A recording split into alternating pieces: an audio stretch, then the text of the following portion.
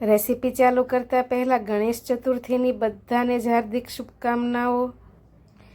ગણપતિ બાપાનો આ તહેવાર તમારા ઘરે ખુશાલીથી ભરી દે।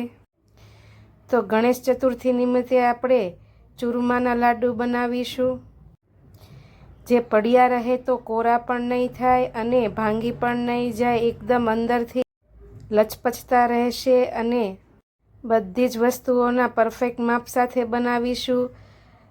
અત્યારે લગભગ બધા જ ઘરે પણ ગણપતિ બાપાનું સ્થાપન કરે છે, અમે પણ ઘરે મૂક્યા છે। તો પહેલા જ દિવસે ગણપતિ બાપાના ફેવરિટ તેવા ગોળ ચૂરમાના લાડુ બનાવીશ, તે પણ મુઠિયા તળવાની ઝંઝટ વગર અને પડ્યા રહે તો કોરા પણ નહીં થાય અને અંદરથી એકદમ સોફ્ટ અને પોચા રહેશે। તો ચાલો રેસીપી બનાવવાનું ચાલુ કરીએ આપણે। તેના માટે આપણે બધી જ વસ્તુઓ પરફેક્ટ માપ સાથે લેવાની છે, જેમાં બેઝિક આપણે ઘઉંનો જાડો કરકરો લોટ, રવો જે દાણેદાર આવે છે તે અને બેસન લઈ લેશું। મેં અહીં 1.5 કપ જેટલો ઘઉંનો જાડો કરકરો લોટ લીધો છે। તમારે વધારે લાડુ બનાવવા હોય તો આ માપથી તમે બધી જ વસ્તુઓ લઈ શકો। 2 મોટી ચમચી જેટલો રવો લઈ લઈશું અને 4 મોટી ચમચી જેટલો બેસન લઈ લઈશું। તમે એકલો ઘઉંનો કરકરો લોટ પણ લઈ શકો, પણ બેસન અને રવાથી દાણેદાર ટેક્સચર આવે છે એટલે બને ત્યાં સુધી લેવું।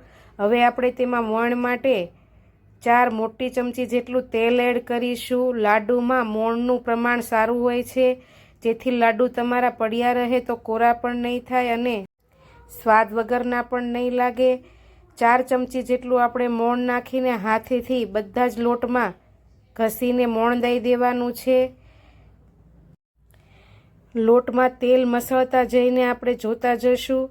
જો આવી રીતે મોણ દેવાઈ જાય પછી હાથમાં મુઠ્ઠી કરીએ અને જો મુઠ્ઠી ભાંગી જાય તો મોણનું પ્રમાણ થોડું ઓછું લાગે છે, એટલે મેં 1 ચમચી જેટલું વધારે હજી પણ મોણ નાખ્યું છે। આવી રીતે પહેલાં લોટમાં પરફેક્ટ મોણ દેવાનું, પછી જ લાડુ બનાવવાના। આ ખૂબ જ જરૂરી પ્રોસેસ છે, જેથી લાડુ તમારા ખૂબ જ સરસ બને। આવી રીતે મુઠ્ઠી પડતું મોણ થઈ જાય પછી હવે આપણે તેમાં થોડું પાણી એડ કરીને લોટ ભેગો કરીશું ને બાંધી લઈશું।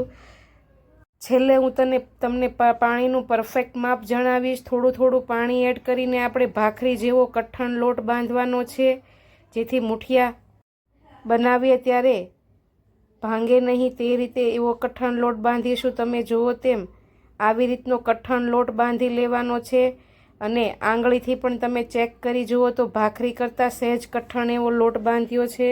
હવે આમાંથી આપણે મીડિયમ સાઇઝના લુવા બનાવી લઈશું। આટલા લોટમાંથી મેં મીડિયમ સાઇઝના 4 લુવા બનાવી લીધા છે અને હવે આપણે પાટલી અને વેલણ લઈ લઈશું। તેની ઉપર આ લુવાને મૂકીને હાથથી બરાબર આવી રીતે થાપી દઈશું અને પછી હળવા હાથે જાડા કે પતલો તમારી પાસે જે વેલણ હોય તેનાથી આવી રીતે ફરતી કોર અને વચ્ચે બંને બાજુથી વણતા જઈને ભાખરી બનાવી લેવાની છે। ફરતી કોર જો ફાટે તો હાથેથી ભેગી કરતી જવાની અને ભાખરીનો શેપ આપી દેવાનો। આવી રીતે મોણનું પ્રમાણ વધારે હોવાથી કોર જરૂરથી ફાટશે, એટલે આવી રીતે ચીપટીમાં લઈને પછી ફરી પાછું થોડું એવું વણી લઈશું। આ ભાખરીને આપણે તાવડીમાં બંને બાજુ ચોળવવાની છે, એટલે જ્યાં સુધી ભાખરી વણાય ત્યાં સુધી તાવડી આપણે ગરમ કરવા માટે મૂકી દઈશું। તાવડીને ગરમ થતાં વાર લાગે છે એટલે વણતી વખતે જ મૂકી દેવી, જેથી સરસ એવી તાવડી ગરમ થઈ જાય અને ત્યાં સુધીમાં આપણે બધી જ ભાખરીઓ આપણે વણી લેવાની છે। મેં અહીં 4 ભાખરી આ જ રીતે વણી લીધી છે। તો આવી રીતે મુઠિયા જો તળવા ન હોય તો આ એકદમ ટ્રેડિશનલ રીત છે, બહુ જૂની રીત છે। પહેલાં બધા જ આવી રીતે ભાખરી કરીને પછી જ લાડવા બનાવતા, મુઠિયા તળીને નહીં। હવે તાવડી સરસ એવી ગરમ થઈ ગઈ છે, આપણે ભાખરી તેમાં નાખી દઈશું અને બંને બાજુ આવી રીતે દબાવીને દાજ ન પડે તે રીતે શેકી લેવાની છે। પલટાવતા જઈશું અને ચેક કરતા જઈશું ને બધી જ ભાખરીઓ આપણે આવી રીતે ચોળવી લઈશું। તમે જુઓ તેમ બંને બાજુ વધારે દાજ ન પડે અને સરસ એવી ડિઝાઇન પડી જાય ત્યાં સુધી આપણે શેકી લેવાની છે। આ ભાખરીને પહેલાં તો આપણે એકદમ ઠંડી પડવા દેવાની છે, રૂમ ટેમ્પરેચરે। આવી રીતે તેના આપણે ટુકડા કરી લઈશું થોડી એવી ઠરે એટલે, અને પછી એકદમ ઠંડી પડવા દઈશું અને પછી જ તેમાંથી ચૂરમું બનાવીશું. ભાખરી આપણી ઠંડી પડે ત્યાં સુધીમાં આપણે તેમાં નાખવાનો ગોળ અને ડ્રાયફ્રૂટ્સ તૈયાર કરી લેવાના છે. ગોળનું પણ હું તમને પરફેક્ટ માપ જણાવીશ. જે કપથી કે વાટકાથી તમે ઘઉંનો લોટ લીધો હોય તે કપથી પોણા કપ જેટલો આપણે ગોળ લેવાનો છે. અને ગોળને આવી રીતે જો ગાંગડામાં હોય તો તેની ઝીણી ઝીણી કતરણ કરી લઈશું. ડ્રાયફ્રૂટ્સ તમે તમારા હિસાબે નાખી શકો. મેં અહીં 1/3 કપ જેટલા લીધા છે મિક્સ ડ્રાયફ્રૂટ, કાજુ, બદામ, પિસ્તા, અને આ બધાને મીડિયમ સાઇઝના ટુકડા કરી લીધા છે. તમે ખાંડીને પણ નાખી શકો, અને જો બાળકો ન ખાતા હોય તો મિક્સર ગ્રાઇન્ડરમાં દળદળું પીસીને પણ નાખી શકો. બંને લઈ લીધું છે.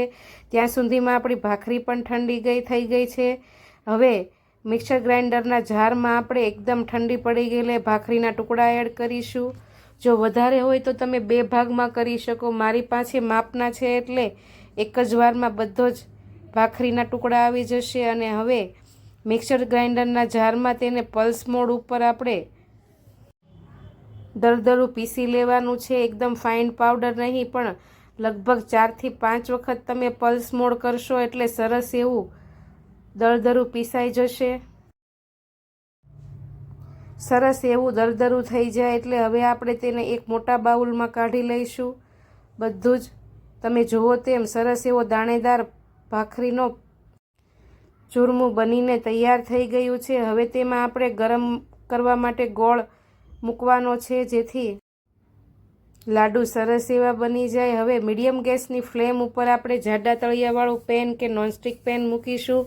મેં અહીં નોનસ્ટિક પેન લીધું છે અને જે કપ કે વાટકાનું માપ લીધું છે લોટ માટે તે જ વાટકાના માપથી આપણે અડધા કપ જેટલો ઘી ગરમ કરવા માટે મૂકીશું. મેં અહીં ગાયનું ઘી લીધું છે. તમે ઘરમાં કોઈ પણ રેગ્યુલર જે ઘી વાપરતા હોય તે લઈ શકો.